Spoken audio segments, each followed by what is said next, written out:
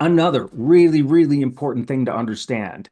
Your buyers know the market when they go into market to buy something. Now, if you're in a brand new category that didn't exist last quarter, this is not true, but that's not most of you. Most of you, probably 80% of you, are in pretty established markets where you have established competitors. And in that case, your buyers know you as well as you do, and maybe better.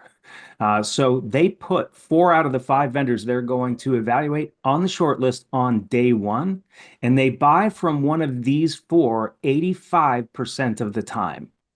So once they go into market and they come to your website and become a lead, that's happening after they've gone into market, after they've established 80% of their short list, after that happens.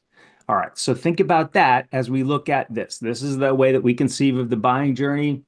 Here's the first conversation. If the buying process goes from here to here, first conversation is going to happen around here right after they pick a favorite vendor.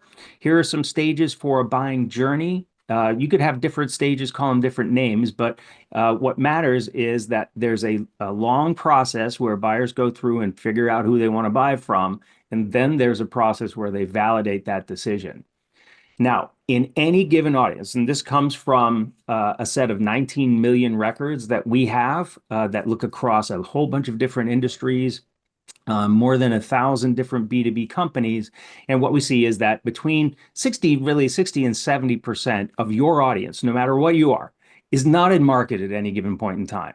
And if your buying process is 9 months long or 12 months long, they go into market today. Let's say that you do some incredible marketing and you cause them to go into market. They just think, oh man, we got to buy this thing. It doesn't mean that they're going to buy it in the next 3 months. It means we go into market now. We've got to find budget. We got to get the buying committee together. We got to get people to agree on stuff. That's going to show up as pipeline maybe 9 months later and a deal a year later, right? That's what marketing is doing. If you do not do this well, then you don't get on the short list here, then nothing happens in the next 2 or 3 quarters. Absolutely nothing.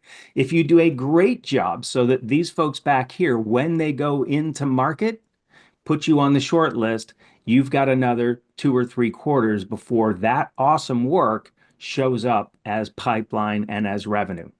That's the reality of marketing. And I think we all know that in our bones.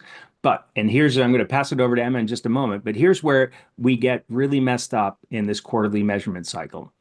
Everybody, including 6sense, has this tendency to look at our campaigns this quarter. Let's do a retrospective on the quarter that just ended. All right, what campaigns did we run? Okay, great. How much pipeline did we produce? Okay, great. Well, that was a good campaign or not a good campaign.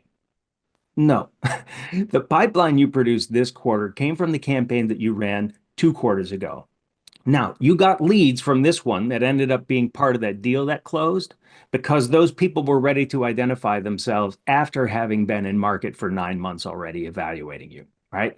So the work that you did 2 or 3 quarters ago is the work that you need to be looking at when you're evaluating why did we hit our pipeline number or not this quarter. Now, again, I think that's something everybody kind of knows, but we get so caught up in this quarterly rat race that we forget that.